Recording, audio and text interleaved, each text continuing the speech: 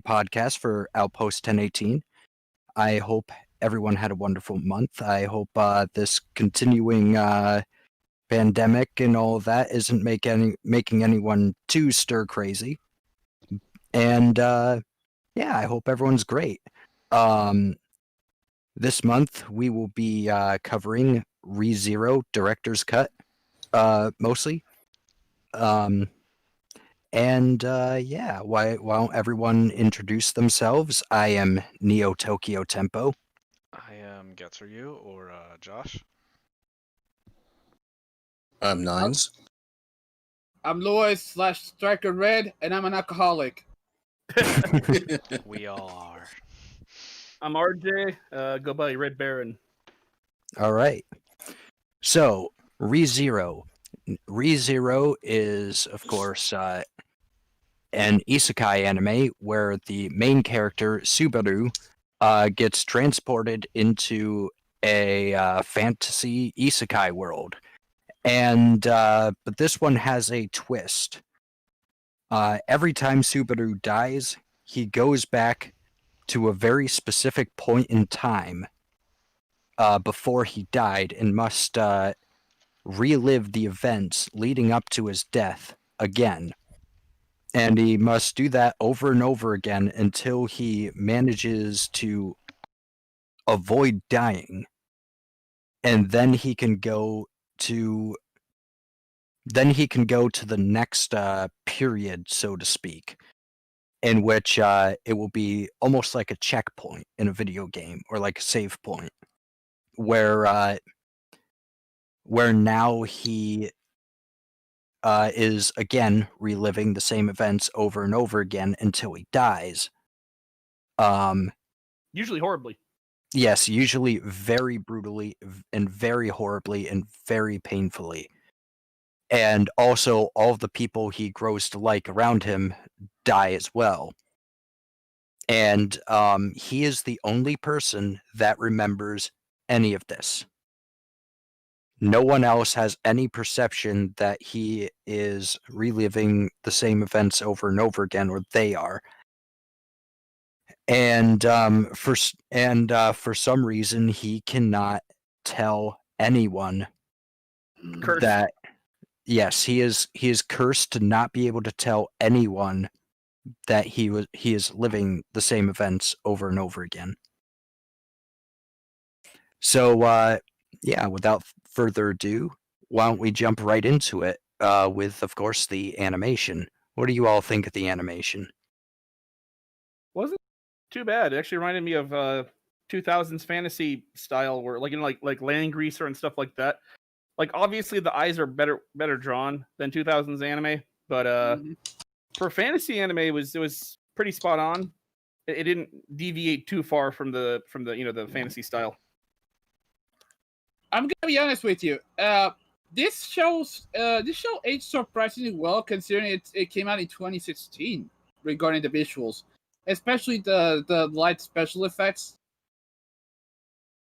and the fights were actually pretty not bad.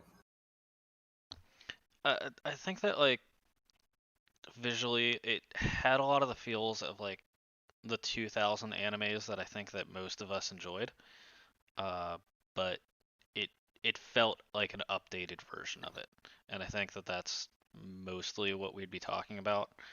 I mean, just like how the faces are, it's mostly like the 2000 style with the eyes fixed, a little bit crisper. The backgrounds are really well done. In the director's cut, they fixed a lot of the animations as well, like making things a little cleaner.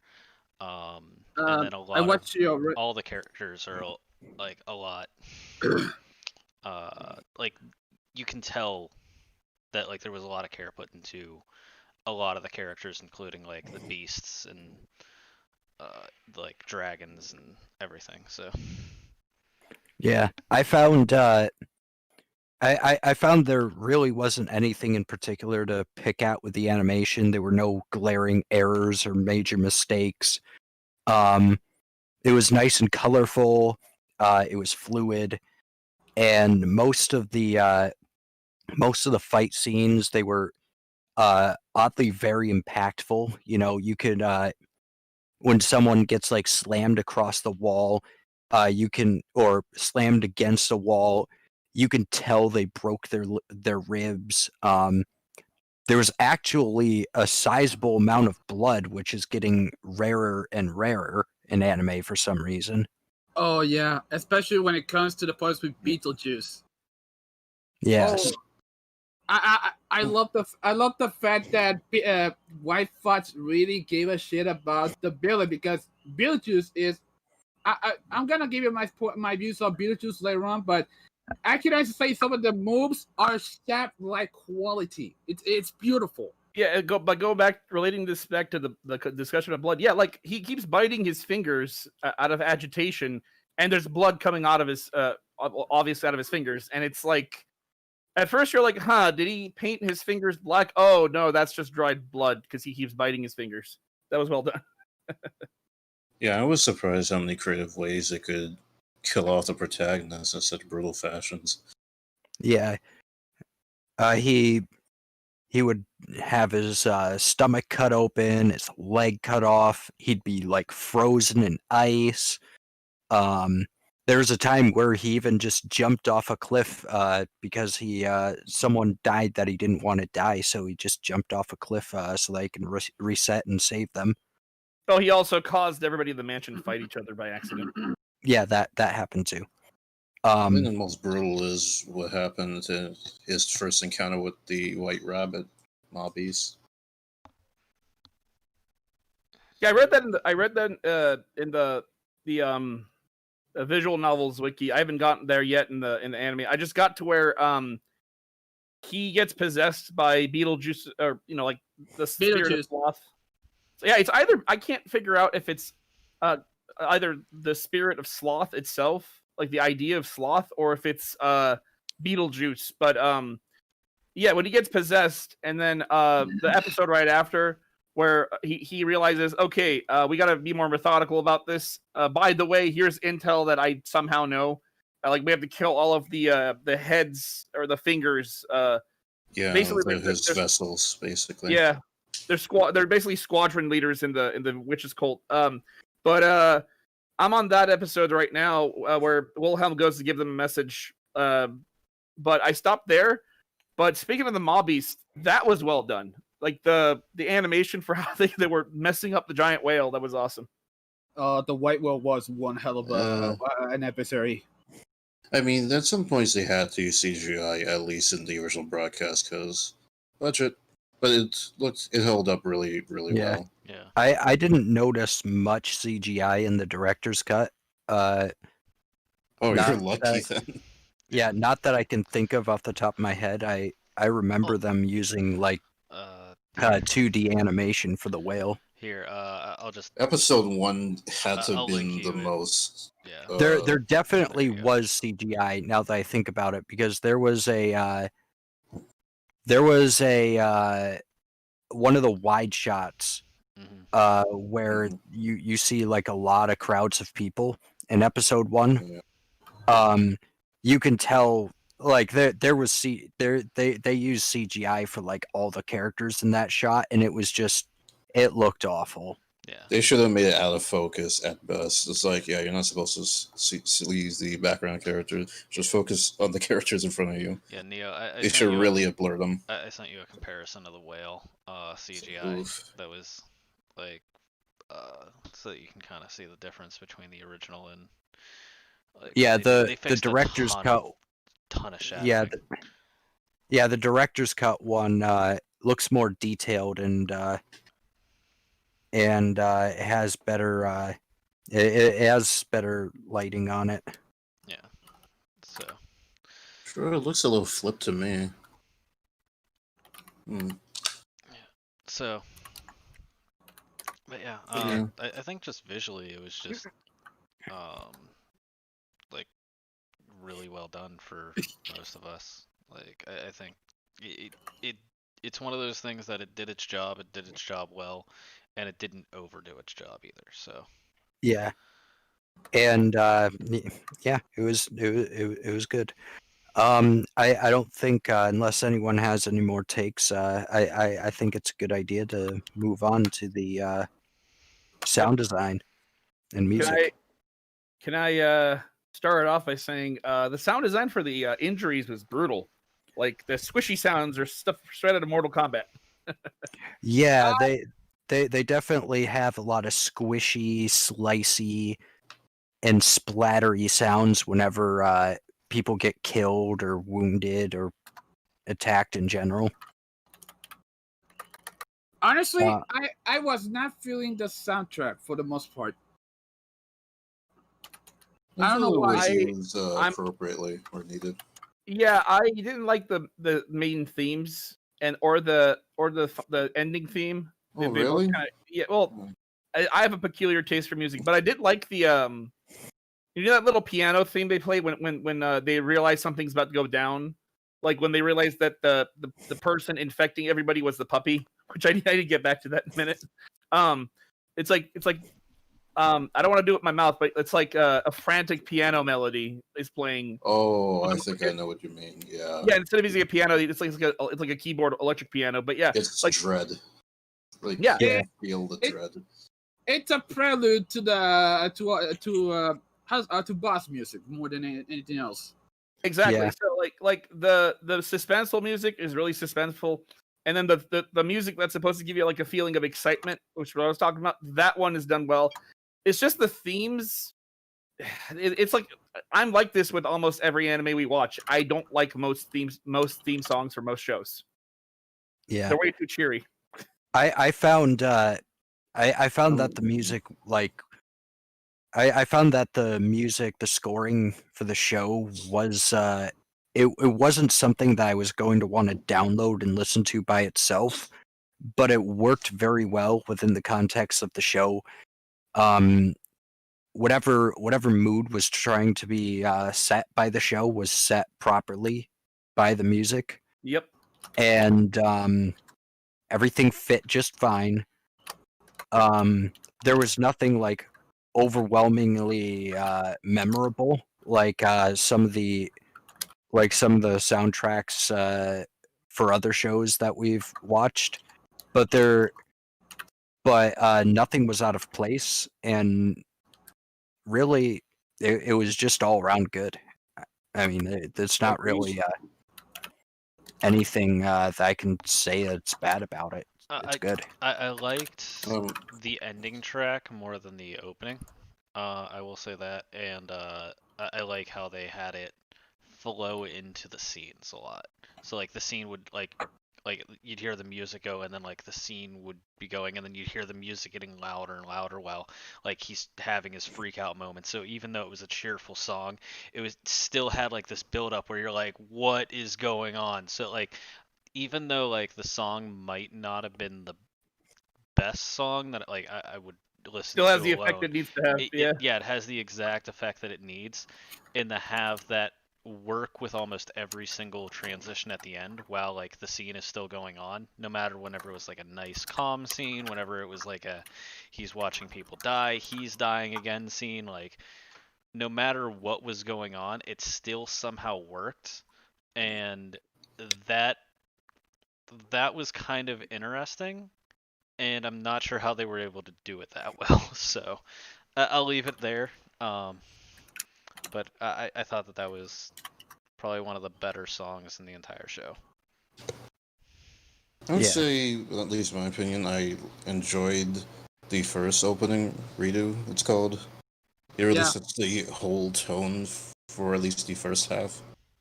Yeah. I didn't like the second opening that much, but it was decent. I don't really remember much for both ending themes. I might have to listen to them again. I So really my like music. buddy, I want to ask you guys, Shane, Lewis, Will, Josh, were any of you burned out? Because I asked Michael Dax, Solar Wing. I asked him, Shane, at some point you might meet him on here when he gets on. He sometimes comes in as a guest, but anyways, he knows about a lot of the anime we watch, and this is one of the animes he watched. And I asked him, hey, since you've watched it, do you want to come on board? He said, dude, I'm good. That anime burned me out. And I asked him why. I can get into that once we start talking about the plot. Yeah. Let me guess. It's that certain episode that burned him out. No, he said after he died so many times, he just said, "Okay, I'm just gonna not watch this anymore." But sorry, well, go ahead. Yeah. Honestly, you know what? Actually, I do have another take. I wanna talk about the sound design for the white whale, which I quite liked it. It didn't sound like a typical whale call like you would think of like from a nature documentary or something. Stephen King, like it. It had the sound of something where if you were camping in the woods and you heard that sound off in the distance, you'd shit yourself. It is, you know, it is the perfect sound in order to make a whole bunch of mist, like a cloud of fog, menacing. Like, you know, there's something very scary, very uncanny in that fog. I hate to use this word, but the whale seemed very Lovecraftian in the sense that a lot of things in this show are seem to be like the dark fantasy with you know eldritch tones. Yeah, the it's whale like they were created. Hmm? Yeah, it's like they were like monstrosities cobbled together, like Chimera almost. Exactly. And on top of that, you had the whale's ability to literally erase you from existence. As in, when it kills you, most people around you will not realize you were ever gone. Like the dead giveaway, Or that you ever existed. Yeah, I don't know how did they? Is it just like higher? What's the word I'm looking for? In D&D, you have like the higher constitution, higher intelligence, blah blah blah. How is it that some of them realize that it wasn't just Subaru? Like they even said there are people that are gone that will never be able to like keep track of or something. Like the I forgot her name, the girl who wears the Russian the outfit. She's one of the candidates. Stasia Koshin. I can somewhat her, explain that. Hold up, not the one with the mercenary group, but the one that Wilhelm works for. She even mentioned like when she was at the end when they beat it, she was saying like, you know, we've done a great thing for the kingdom, but there are people we've lost, some of which we'll never even like remember or something. So a few of the people with higher brain function seem to be able to resist that. I've noticed. Like, I remember they remember the set of numbers of their forces. So even though the fog again would make them forget, they won't remember the numbers they started with. Like it can erase people, but individual people, but it can't erase common sense, basically. RJ, you mean Krush Karsten? I think so. Yeah, Krush Karsten. That's her, right? Wilhelm's employer. Yeah. She fought with Subaru and the guys during that one war. So, but yeah, Krush Karsten. Yeah, the one who agreed to lead the charge against the white whale, and then Anastasia was the one that helped them with the mercenary group. Yeah, I kind of remember her mostly for the one who actually dresses like a guy because she's more masculine, while her knight is Felix, who was a trap. About that, hey, so I'm gonna post a picture for Josh to look at, but yeah, I can throw it up if needed. Hey, so I'm gonna Lewis and I both realized this.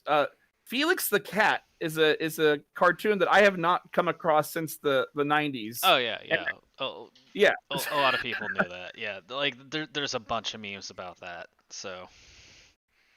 Yeah, I believe Lewis posted one here. I'll throw it in here. I did it. Yeah. So, while we're still on sound design, and not to go like too in depth, there was one sound that just kept like angering me, and like the first few uses it was okay, but it's the witch sound, the like that over and over and over again. It got Oh, annoying. yeah. That would be the only sound, but it's one of those where it's like it's a theme sound, so it's like you need it, but it just kept happening over and over again, and I just got tired of it. Like every episode. Yeah, It creeped me the so fuck out. like First- it worked exactly what it was supposed to do. It was a creepy sound. It showed whenever the witch was there, even whenever you couldn't like see her. Like you knew basically that like there was an ominous thing there, but Well- it was overused to a point that I think that would be like the biggest fault of the entire sound design. And if we don't talk about at least that one fault, like you know, I get what you mean. It kind of reuses a bit music. I mean, I can someone ignore it because it's me. I can feel like it wasn't used as much as you probably had to deal with. Like it's Guys- tell when it gets annoying when you don't yeah. use the Is music. So Yeah. let's real quick, I gotta ask you guys, Shane and Josh, the two of you, did you guys notice that murking noise, that weird noise that would happen right before that? Like whenever he says, I have a secret to tell you. I have death by return, and before he's able to say it, like you hear this like murking sound as the two Yeah. hands reach around. Yep. That It was well that, done. Yeah. and then you heard the like right afterward, and like that just kept Yeah. getting annoying. Where it was like that sound, that sound, that sound. It's that like, sound. thank God he just stops trying to get asked to tell people his powers. Thank God. He stops after a while. He weaponizes it. That's the best part. Yeah. Mhm. So, but yeah, Moving on. Neo, you were moving on. let's let's move on to the characters. Let's stick on Personally, the names. let's only focus on the mains. So that means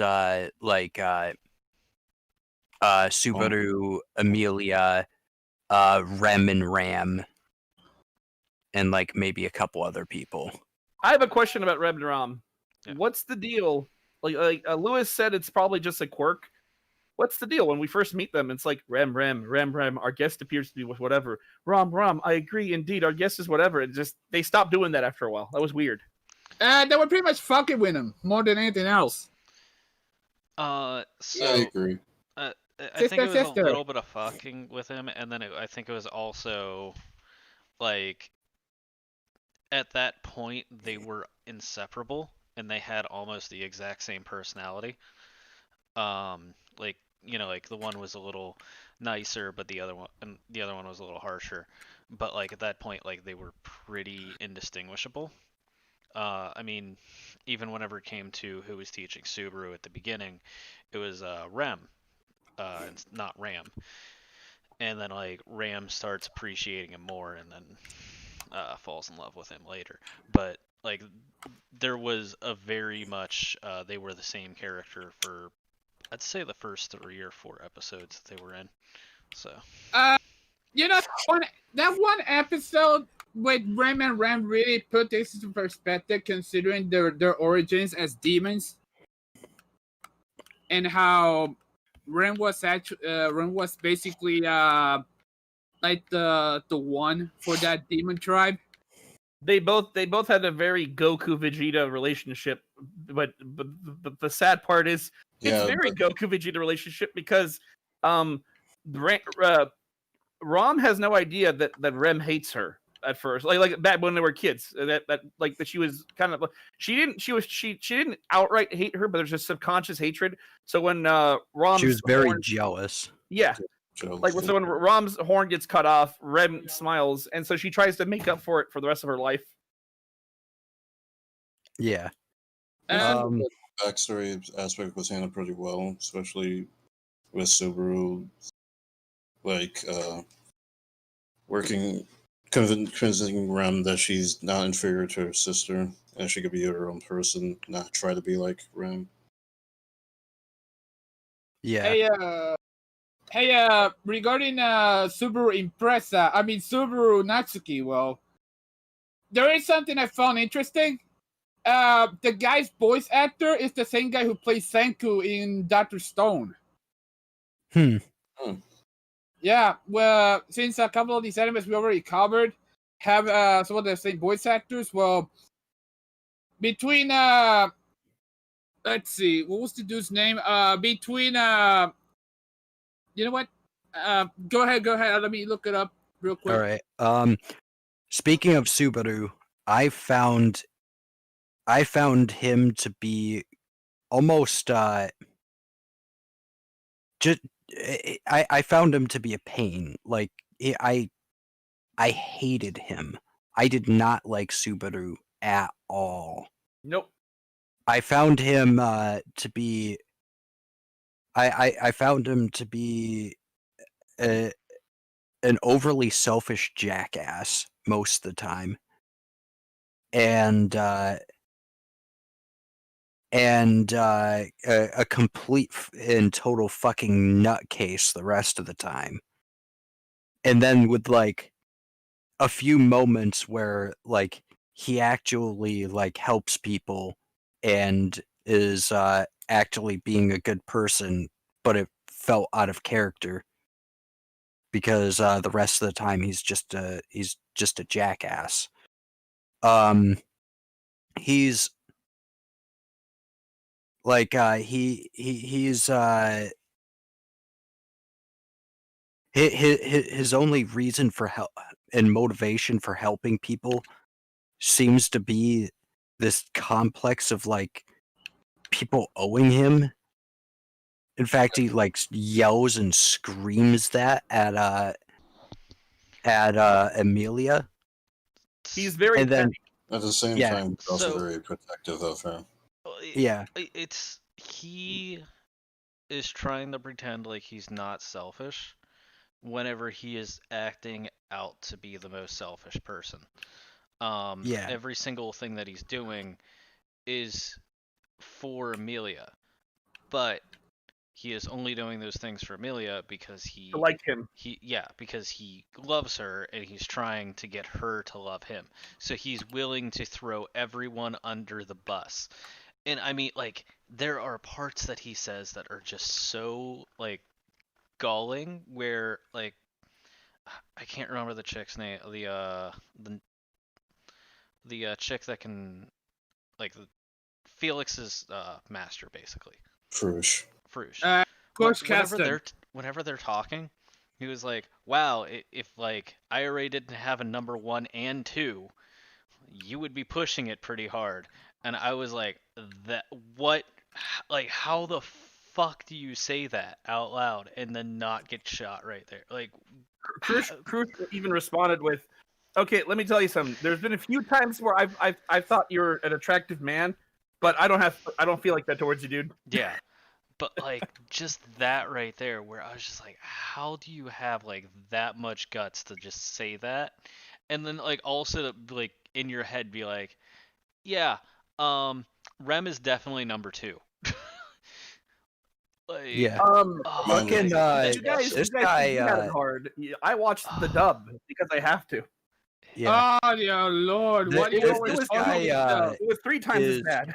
Yeah, this guy is always acting out of line in front of royalty and upper class people, always, and yet somehow always getting away with it.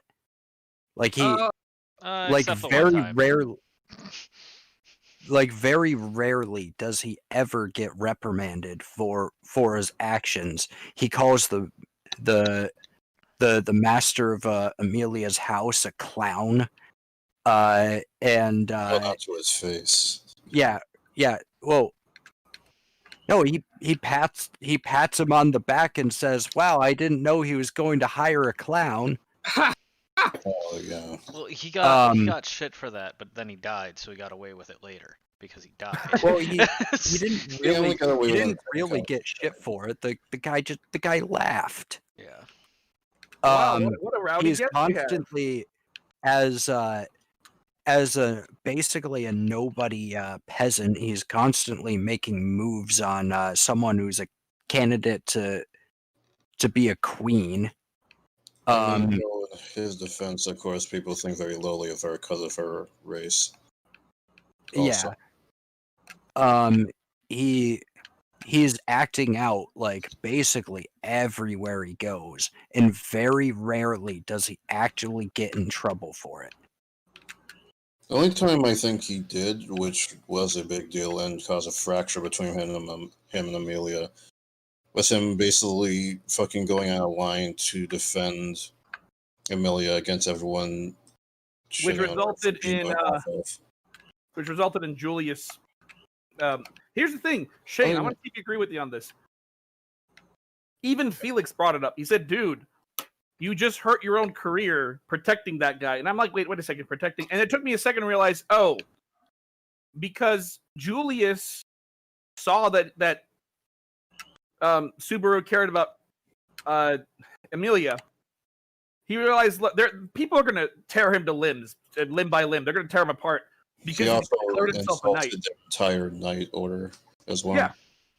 And basically, this guy's got to make a shitload of enemies unless I superficially punish him to satisfy the anger of everybody around me. It's not directly mentioned, but I pieced it together. Yeah. He gets away with that too because someone felt sorry for him. It's just nonstop and people feel sorry for him. Yeah. He wasn't even supposed to come with Amelia to the royal election, was the thing. Yeah. She didn't knight him. Nobody knighted him. Nobody even wanted to be a knight for Amelia, which was the sad part. So go ahead. All right. Yusuke Kobayashi. That's his voice actor. You know what? Never mind. We're not gonna talk about voice actors. I was gonna say that. We go down that rabbit hole a little too hard. Yeah, Yeah. we never tried to do that. I mean, Podcast another time.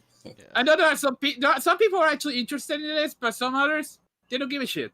Yeah. Yeah. So, Well, let me just So say. I found. So what do you guys think of Amelia? Ooh. I don't like her. Besides the fact that she's voiced by Ria Takahashi, the same chick who plays Explosive Loli from Konosuba,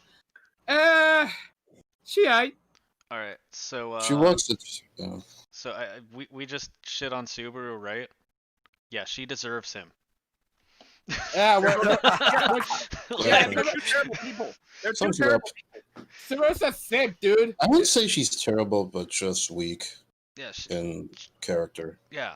So she's not a good character. And then like you have to think like why Roswell is like housing her and like like why is she one of the people that's supposed to be like a candidate, and all of her power comes from Puck.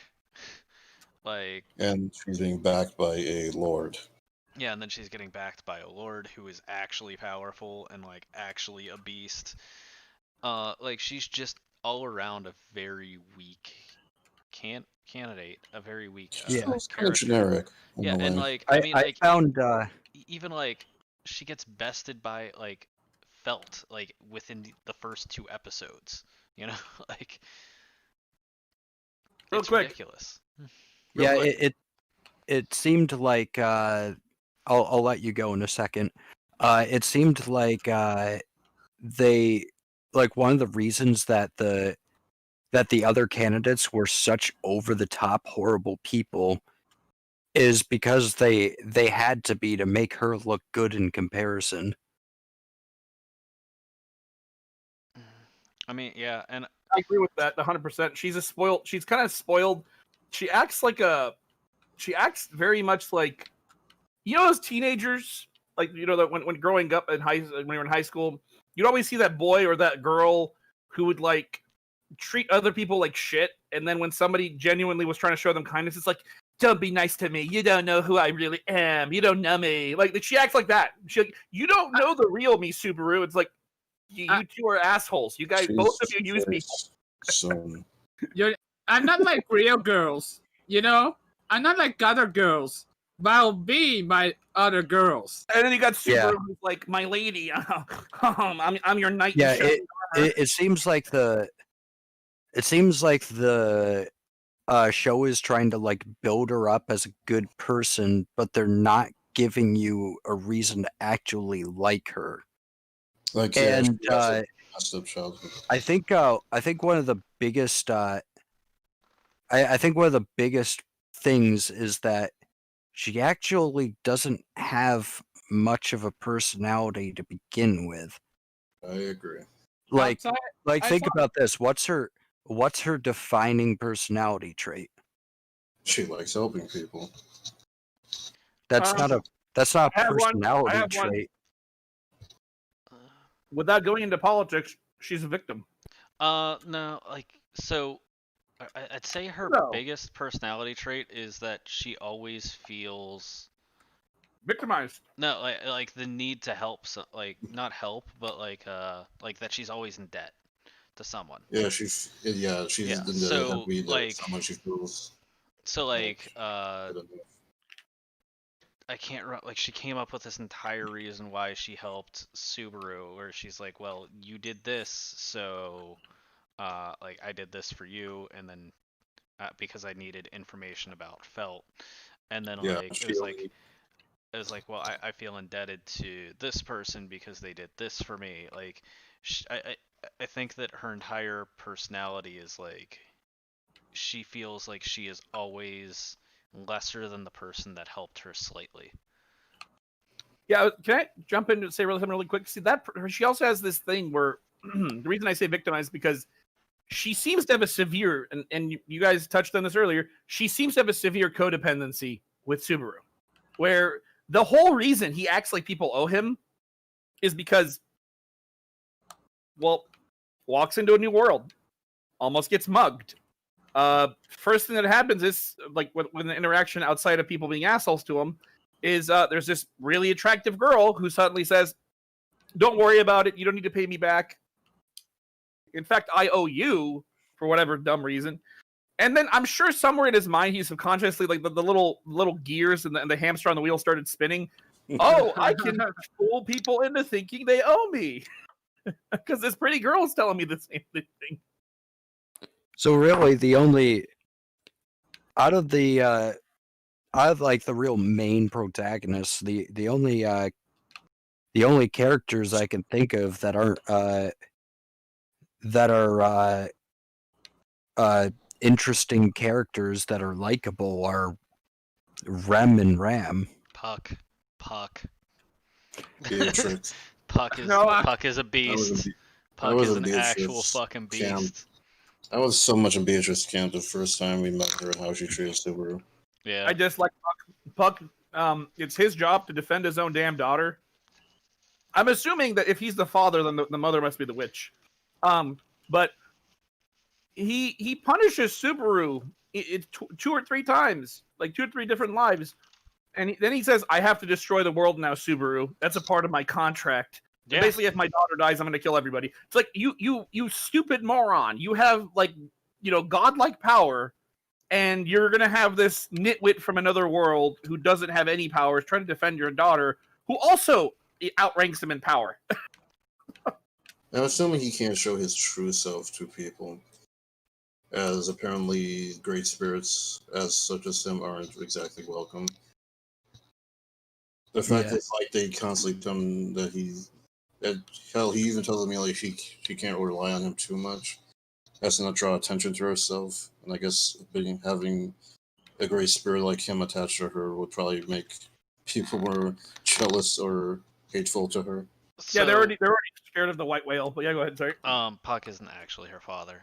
He just basically calls her that because, like, his daughter, because like he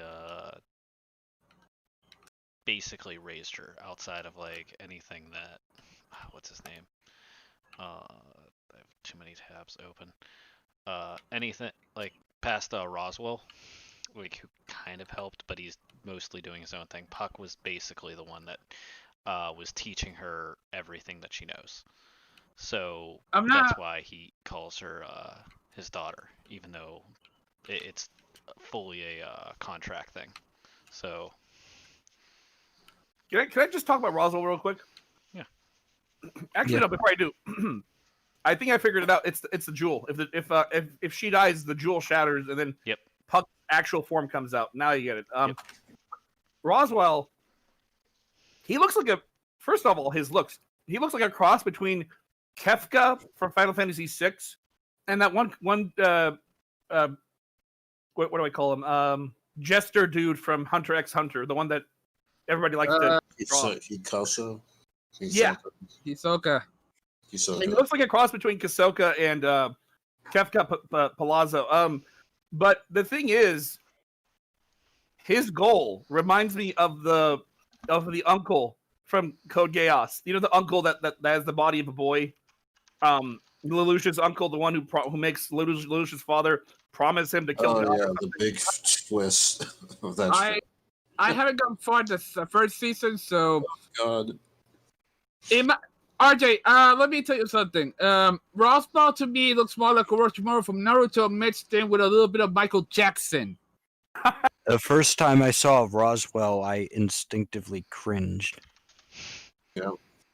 RJ, I know you're in the same fan base as I am, but Takehito Koyasu also plays Roswell. In other words, the man who plays Dio Brando. I was gonna say Roswell looks like I cannot pronounce it. Metastafios from Blue Exorcist. I cannot pronounce his fucking name. I'll just send you guys a photo. But yeah, no, like he looks exactly like him. So yeah, no, like, but Roswell is actually like super powerful and has like an interesting storyline. And like there's a lot of setup because obviously this was season 1 that we watched, and season 2 Yeah, you know that there's going to be season 2. well, no, I was going to say you can tell that there's going to be a lot of setup because like he was manipulating Ram on like what was going on. He was like jumping from council to council meeting and like flying and like Mach 5 speeds. Yeah, like I read in the wiki that he can fly as fast as a dragon. yeah. So he's ridiculous. He has elemental mastery. There's that. Mm-hmm. He can fly. God knows how strong he is. So the other thing is the reason I brought that up. The whole he's like like the uncle from Code Geass is I'm sorry, he's also like the little homunculi in the jar, the main villain of Full Metal Alchemist. Like so he's saying he wants to kill the dragon. He wants to kill the protective spirit of that land. And I don't know what his goals are, but it's pretty funny, especially since he has what Will mentioned he cringed. Will, did you, I don't know, you probably didn't watch the dub, but the dub, his voice heavily resembles Pegasus's voice, so it was double annoying. Oh my god. Pegasus for Yu-Gi-Oh? Yu-Gi-Oh! Wow. Oh, dude, like so the scene where he rescues Subaru from the mob beast in the forest. He does the fire spells like Ukio, and then fucking fire flies down or lightning. Oh, Yugi, you gay? But by the way, just because we're gonna talk about like voice actors for like half a second here, almost all of the voice actors for the main characters for the English suck so badly. Like until you get to Rem and Ram, like Subaru's hasn't had a good role in like a while. Amelia's only had a good role recently, and that was playing Alice in like Sword Art Online, which unless you've been watching all of it, you don't know who she is. So like they're not exactly A-list voice actors, so just kind of imagine B-list, C-list actually voice actors voicing the main characters for the entirety of the show in English. Yeah, that explains the constant mispronunciation of names. Oh god, they're not good. Don't even look up the voice actors. You'll cringe. My name is Beetlejuice Namandi Conti. Let's put it this way: half of them don't have Wikipedia pages. So wow. Let's do a hard little cut here because we're starting to run out the clock, and we gotta get to the plot. So what do you guys think of the plot? I can sum it. I can sum it up in how should I say this? 5 words. Dude fucking dies the enemy. And So, I know that like most people get angry at like it's like, oh, he died again. Oh, he died again. I feel like he ran away from death too many times. It's like I don't want to die. I don't want to die. But there were so many opportunities where he could have died and then came up with a better plan, and I feel like they didn't perfectly utilize that, where it's like, oh fuck, I fucked up here, and then just killed himself or something. Like He doesn't do He even does that in. he does it once, but Yeah, he does it in like the second arc. yeah, And you'd think, okay, he finally has it figured out that he can just kill himself whenever, and there's no consequence. But he keeps going. I want to die. I want to die. it's like, oh god, this looks painful. I don't want to die like that. And it's like, dude, carry a knife. Oh my god, like just slit your throat every like. It's like, oh, this is gonna end badly for me. Oh, that thing's gonna fucking murder me, and just immediately cut your throat. Like, or take some poison pills. yeah, like. It's funny he does have magic. He has the potential for it. Oh yeah, So- he has okay, Dark so magic. here's a funny thing. If he were to be successful in that world, he'd have to be an assassin because all of his stuff is debuffs. In other words, if he gets good at it, he can remove your protection, he can blind you. Basically, he can screw with both your body and the magic protecting you, and then kill you with a blade. But like instead of like training and doing that, he's just winging it like Mugen from Samurai Champloo, except Mugen had an actual backstory and a personality, whereas this dude is just like, I want to get all the girls. Yeah. So basically, if I may interject here real quick. So basically, Subaru is the Shinji Ikari of the anime. He's a bitch in the sense that he doesn't want to accept his destiny. Well, no, he's a lot worse than Destiny. Shinji. Yeah. All right. Shinji was actually a very well written character that went through very meaningful arcs and grew and changed as a person to the point where by the end of the show he's much stronger than the other Ava pilots. And doesn't even resemble the little whiny bitch that he was in the beginning of the show. Until he kills Super- Kaoru. I'm Oh sorry. yeah, until he kills Kaoru. Really quick, I have a question. What was that one anime we watched together that was the high school one? Was like my summer romance or something? My summer romance comedy snafu. Yeah, My teen romance comedy snafu. Yeah. Yeah. So remember when we talked about character development in that one, Mhm. and all of you said it had bad character development. I said I kind of agree, but I like how it has realistic character development, and I explained what I meant by that, which is Yeah. most people don't change. They're high schoolers. I've never met. There's people from my high school who are still the same people that they were 10 years ago. So It's my point the is, slow, gradual change rather than like not extreme change quickly. Yeah. yeah. So, but the thing with Subaru here is, if the author was aiming to make him like a realistic person, attaboy, because he's basically like the one douchebag who realizes that through trial and error that he can't be a douchebag around certain people. That's all he is basically.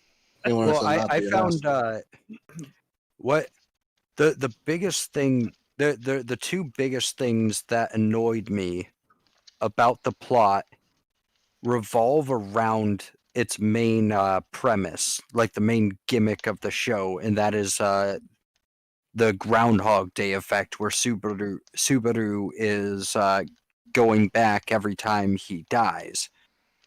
Actually, 3 problems. The first problem I have is that it removes the sense of danger in the show, because this guy has can brute force anything until he until he gets through it by sheer trial and error. Whereas like in other shows, the main character's in danger of death, and if he dies, that's it. Which obviously you still know that the main character's not going to die most of the time, but it's still the fact that the danger is there still allows for tension at a conceptual level.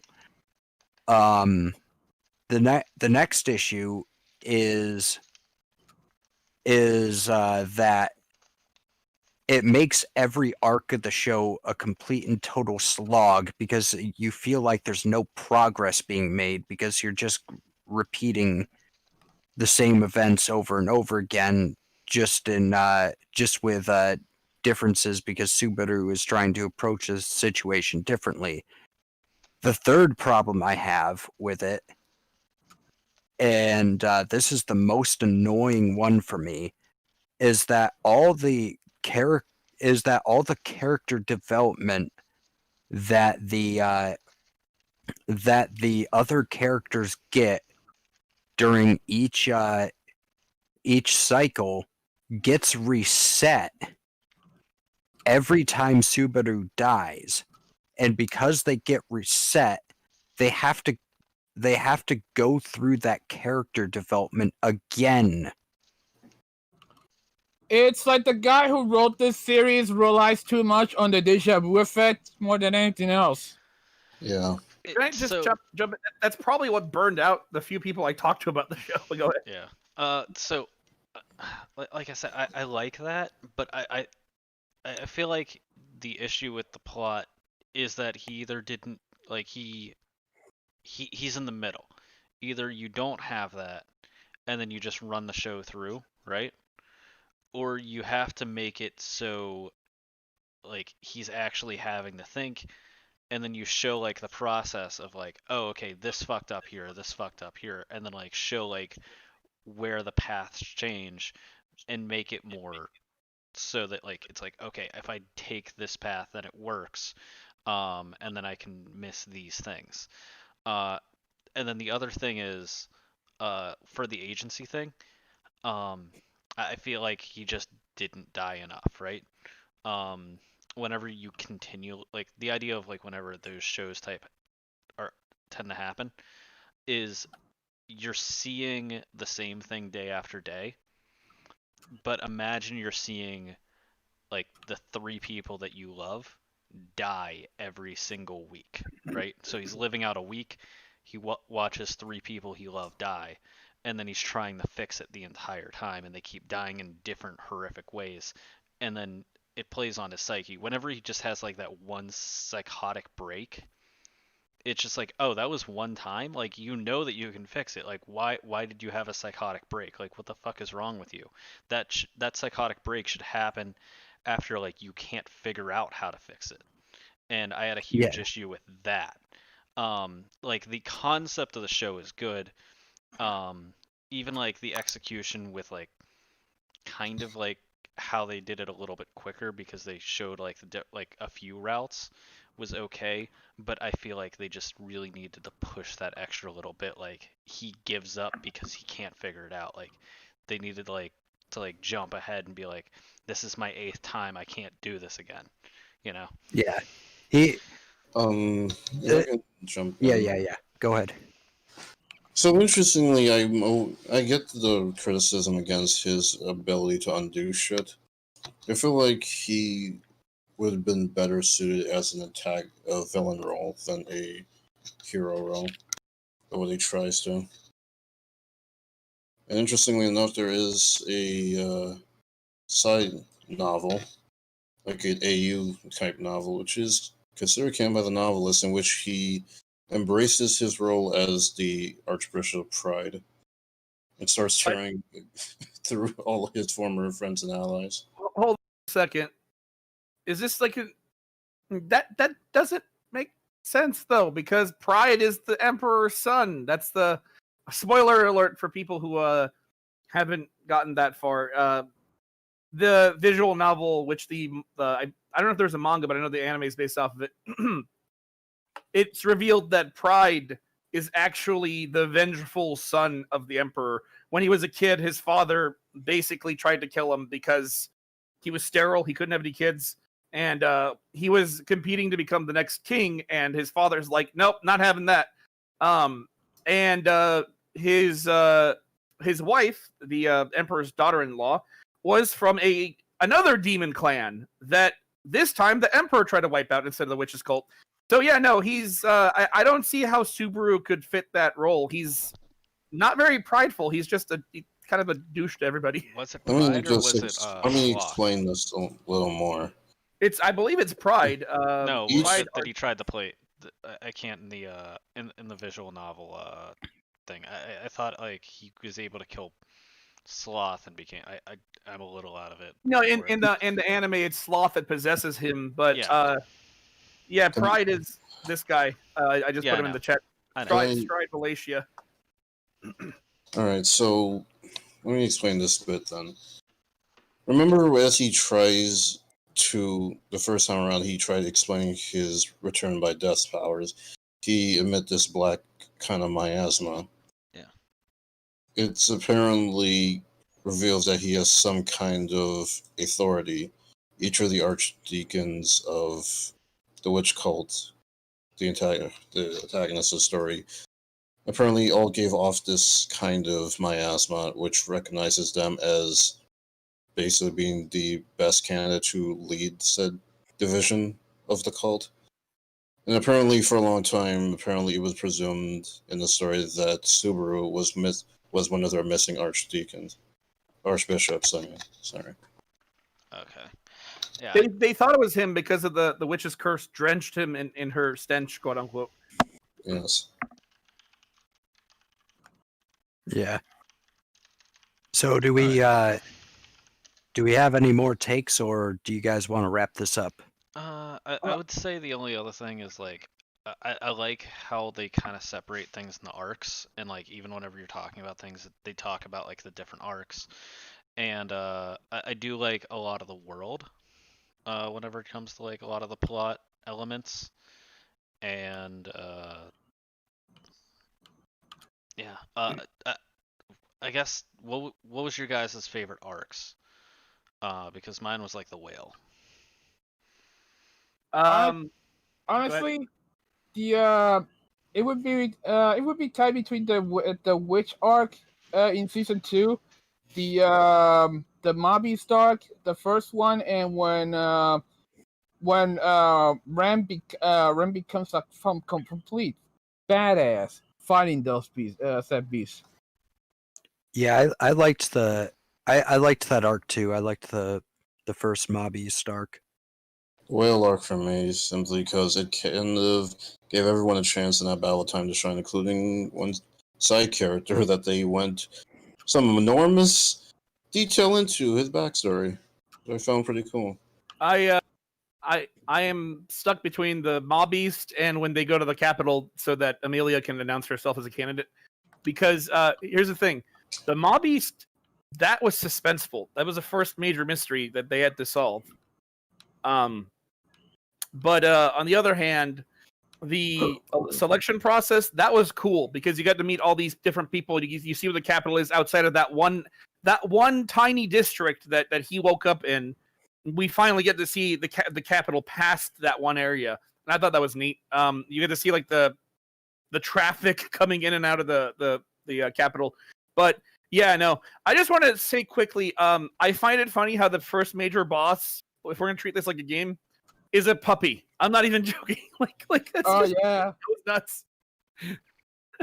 Well, I mean, the first major boss was Elsa, the like crazy. Oh, Well, like yeah, she yeah. escaped, but I Yeah. was trying to avoid talking about Elsa because Never mind. Sorry. Yeah. Yeah, no. I guess but the yeah, second no, boss. yeah, like that one escaped, and then it was a puppy, and then yeah. So Here, I'm gonna put a picture. Whenever the puppy would do its weird like spell, its magic stuff, it would do that angry face. It looked kind of funny.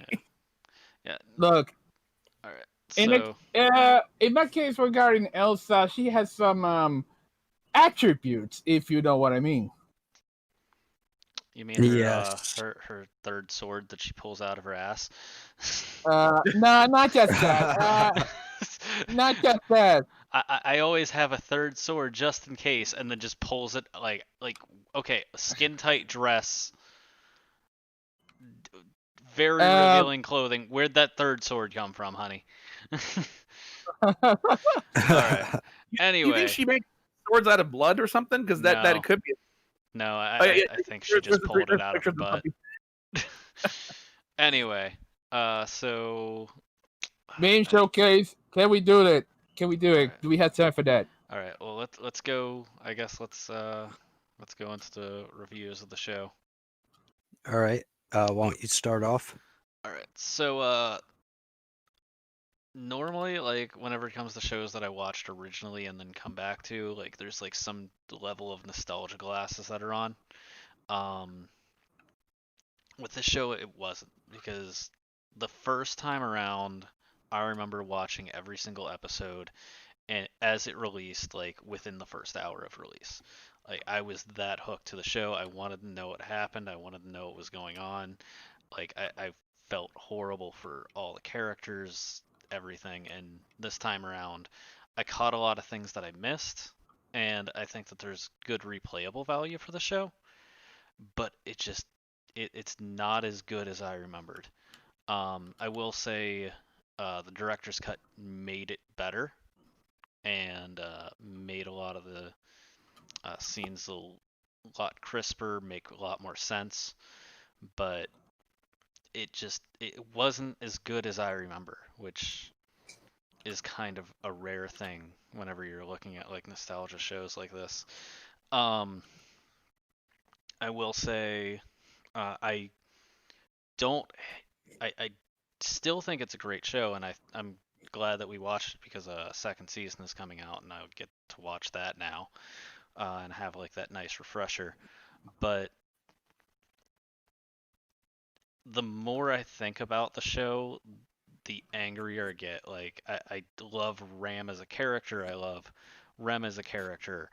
And then I think about like all the faults that Rem has falling in love with Subaru, and that it just kind of ruins the character a little bit. And then I think about Amelia, and like how in some parts of the show she was good. In the OVA, she was actually better than anything in the show, but that doesn't count towards the show, sadly. And then you think about Subaru, and then you hate the show, and basically everything comes back to I think about Subaru, and then I hate the show. So at the end of the day, I think I have to give it probably a 7.5, just because, well, visually it was good, sound-wise it was good, a lot of the side characters were amazing, and the plot I enjoy, but I know a lot of people don't. Just the main characters kind of destroy the show itself, so I'll give it a 7.5. I'm actually with you on that 100%.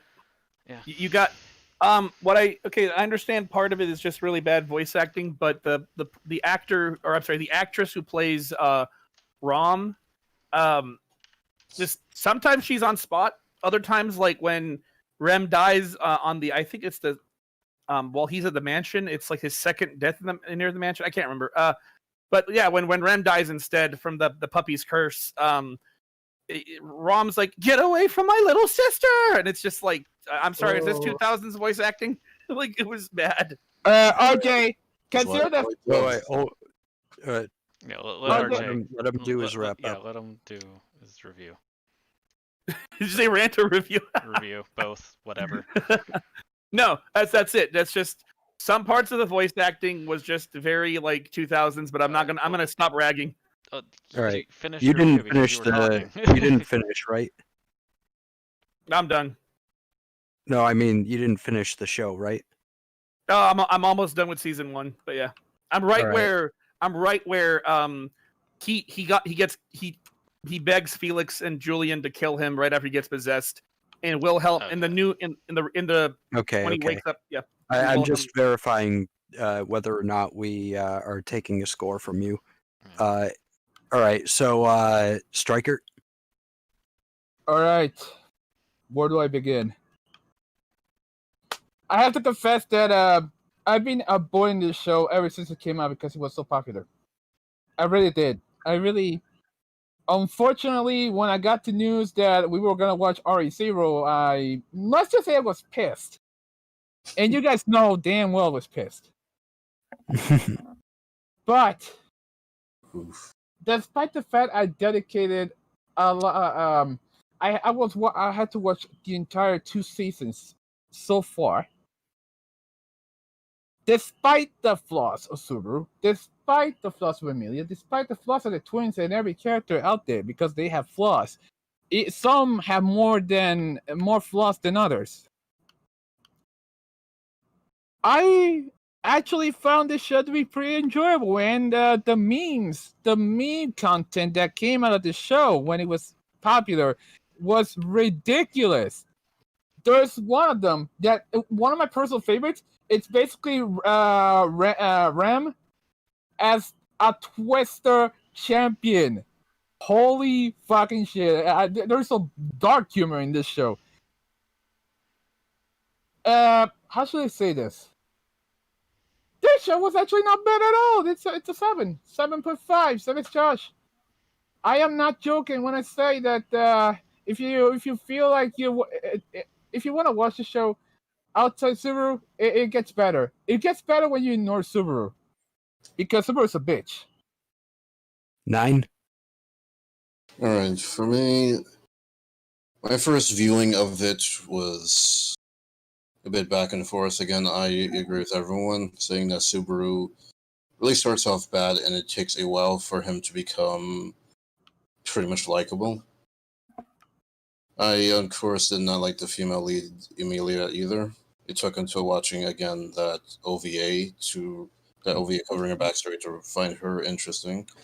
The twins, they had their own arc, and now that it ended, it's hard to know where they'll even go, especially knowing spoilers for season 2. I still find Beatrice to be my favorite still of the main cast, as there's still more secrets regarding her. And I just like her overall chemistry with Subaru, which makes them a fun duo in my opinion.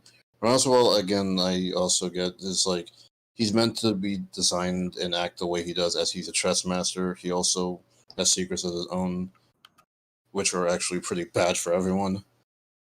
I kind of find- like him though. I mean, Yeah. you have this useless protective spirit that's Hold not on. protecting the land. RJ's giving his wrap up. But no, sorry. I was just kind of Yeah. like adding to it. Sorry. And honestly, I feel like I love the mystery aspects of it because there's more to the world that this show takes place in than it shows. I'm more interested in the witches, what really happened in their past for them to end up in the state they were in. Because apparently, all the shit that's been happening over the story takes course over 400 years, so hopefully more of the show will uncover more. At the end, I give it a 8. It's not something I would always want to go back to watching, but it's nice to see where the roots of all the plant was planted, basically the foundation, and see how it gets better from season 2 onwards. All right. So, yeah. Wait, did you have more to say? I'm gonna say, if anyone wants to try, I'd say again, like, watch a couple of episodes, see how you feel. If you still can't get past Subaru being how he is at the start, then you won't like it. But if you can ride through all of it, you'll be rewarded with better actual drama, some action here and there, and some character development. That's it. All right. So, despite everything I said about the show, like everything regarding Subaru and everything involving the main premise of the show, I was enjoying watching it. There wasn't like really the main issues were Subaru and me kind of getting bored going through like the same like 3 days over and over again, and which I found to be kind of tiresome. but it felt good when each arc resolved. It wasn't the show wasn't. I don't want to make it seem like the show is just a total slog and that it's terrible, because it's not. It's it's competently written. It's decently done for what it is. It could use a better main character. Um, I will say, watching the director's cuts and having episodes be 45 minutes long did not help the sort of slog of everything repeating and having to watch like the same 3 days over and over again. But I'd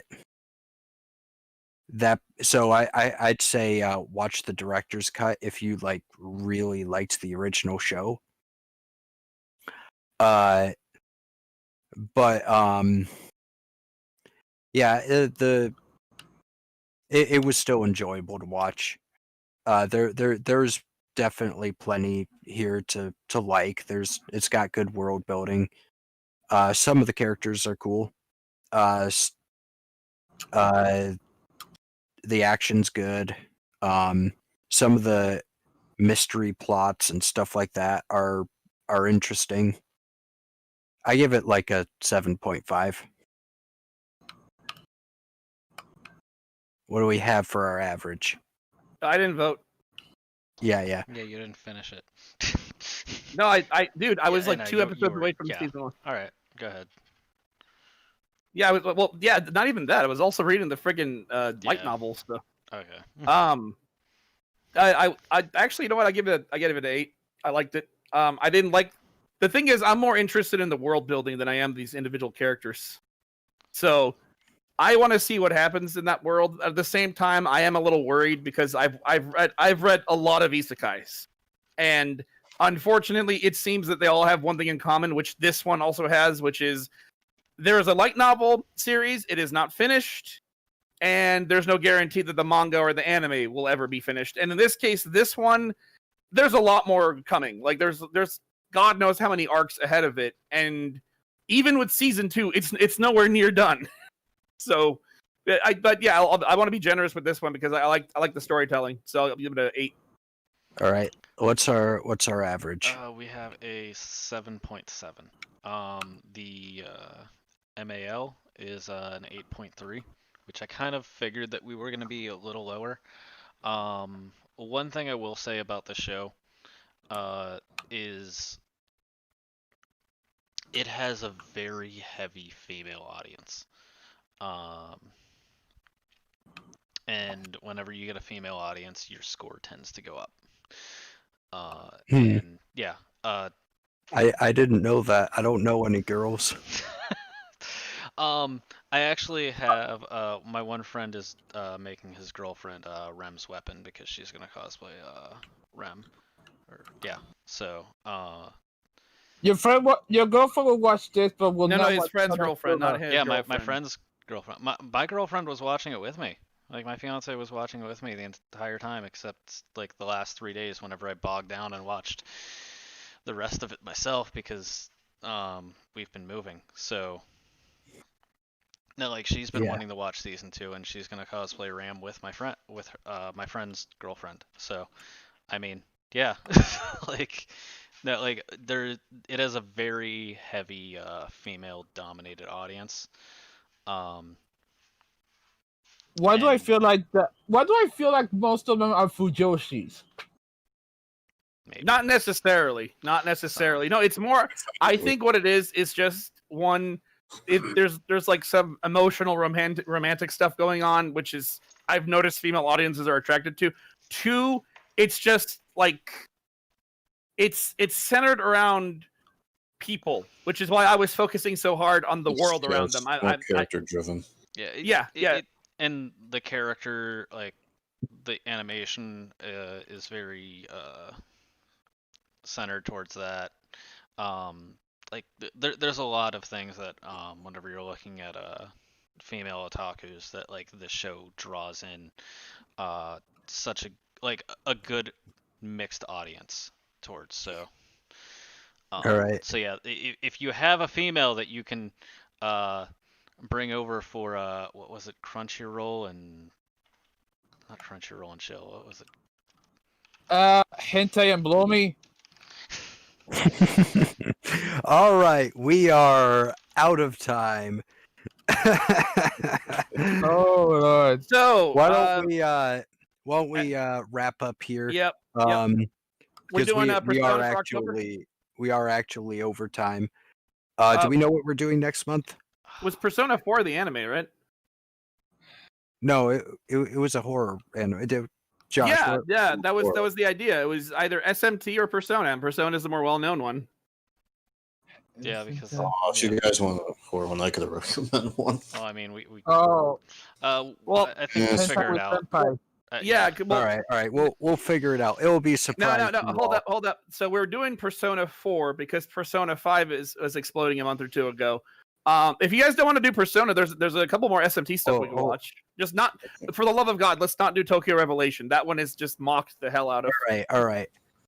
Why don't all right, everyone. I hope you enjoyed the podcast. I hope you have a good month of October, and yeah, I hope everyone stays happy and healthy. Goodbye, everyone.